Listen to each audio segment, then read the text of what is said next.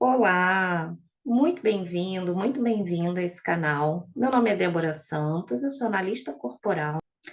Esse vídeo faz parte de uma série de vídeos, serão 5 vídeos, cada um falando sobre um traço.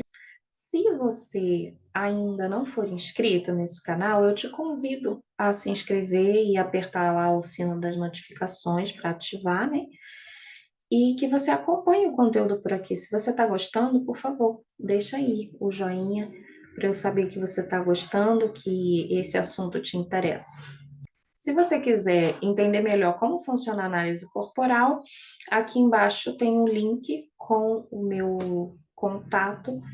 Nós podemos agendar uma reunião num aplicativo, uma videochamada para a gente se falar. Em 20 minutinhos eu te explico como funciona, eu tiro a sua dúvida e vai ser um prazer receber você, tá bom? Muito bem, esse é o quarto vídeo da nossa série sobre traços de caráter. Se você não viu os outros vídeos ainda, eu te convido a ver, já tem lá o esquizoide, o oral e o psicopata. Lembrando aqui que esse não é um nome de uma patologia, mas sim só do traço de caráter. E o traço de hoje também tem um nome muito desagradável, feio até, e a gente não está falando novamente de nenhuma patologia, de nenhum problema de saúde mental, tá?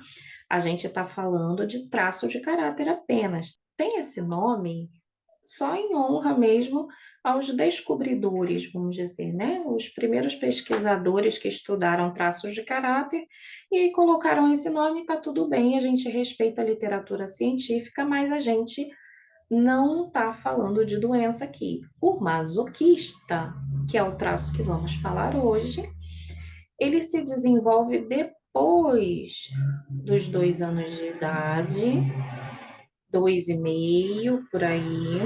Depois disso, até uns 4 anos, mais ou menos, 4,5, é que a parte da coluna que está sendo mielinizada, a parte da medula, né, que está sendo mielinizada, dá total controle à criança dos esfíncteres de urina e fezes. Então, é aquela fase que a criança já consegue falar assim: o xixi está vindo, e ela é capaz de segurar até chegar no banheiro e só daí liberar a urina para sair.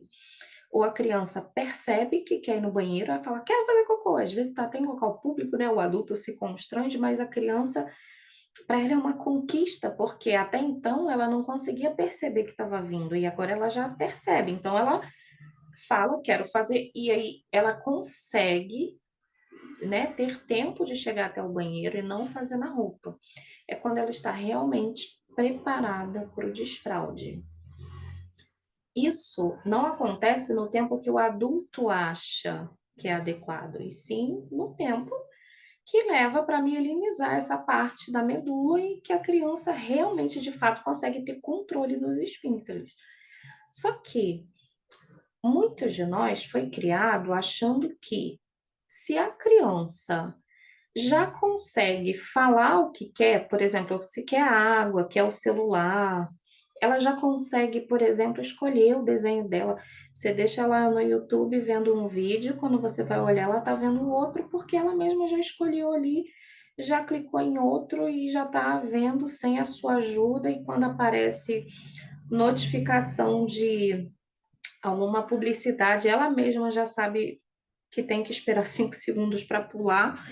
Então você olha tudo isso e você tem a sensação de que essa criança também sabe avisar que ela precisa ir ao banheiro, porque ela já sabe escolher o que ela quer comer, ela já sabe escolher os desenhos dela, ela sabe pedir as coisas que ela precisa, água, refeição, fruta. E como é que ela não sabe pedir para ir no banheiro? Aí você começa a achar que a criança tem preguiça e que urina e defeca na roupa por comodismo, porque é mais fácil que alguém me limpe do que eu ir lá no banheiro. E não é isso, é porque realmente tem uma fase aí nessa transição que a criança ainda não sente, ela ainda não sabe. Ela já desenvolveu o tato, então ela tem a capacidade de perceber que, ops, fiz. escorreu um negócio quente aqui na minha perna, ou tem alguma coisa dentro da minha cueca ou da minha calcinha. Mas a criança, antes de fazer, ela não consegue saber que está vindo, que está no caminho.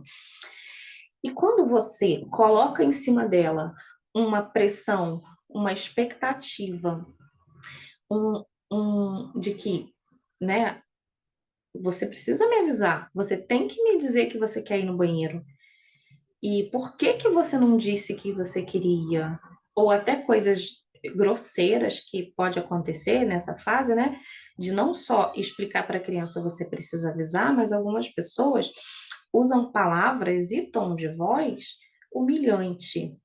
Isso pode acontecer porque você aprendeu, ou nem vamos falar de você, vamos falar lá dos seus pais. Seus pais aprenderam que esse era uma maneira de educar, que isso era ensinar um filho a saber se portar em sociedade.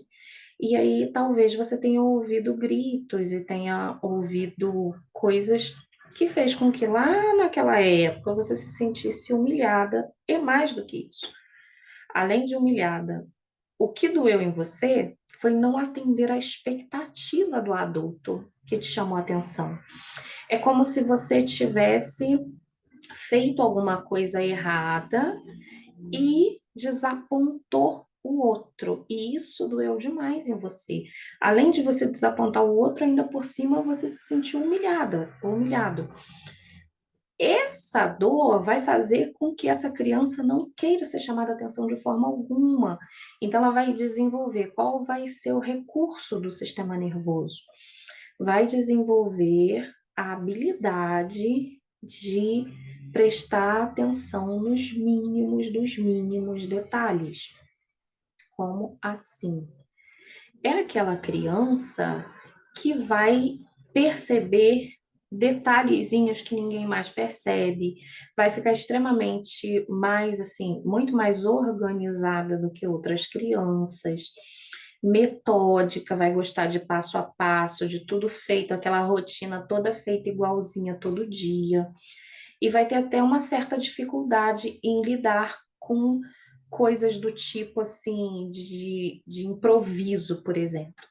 Porque é uma criança que precisa do método, do passo a passo, do fazer uma coisinha de cada vez, porque ele quer muito acertar.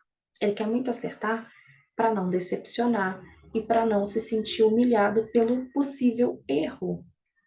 É uma criança que vai se tornar um adulto que tem muito mais facilidade em trabalhar planilhando coisas, organizando coisas, do que fazendo coisas que precisam de agilidade e de improviso, entende? Vai ser alguém que vai tender a preferir ambientes de trabalho em que ele esteja sozinho. Apesar de ser uma pessoa com uma capacidade de empatia, de acolher os outros, de ser um ombro amigo muito grande, mas vai ter uma tendência a gostar um pouquinho de isolamento, de ficar concentrado, fazendo aquela atividade em que ela pode é, se dedicar totalmente ali para não cometer erros e para fazer o mais perfeito possível.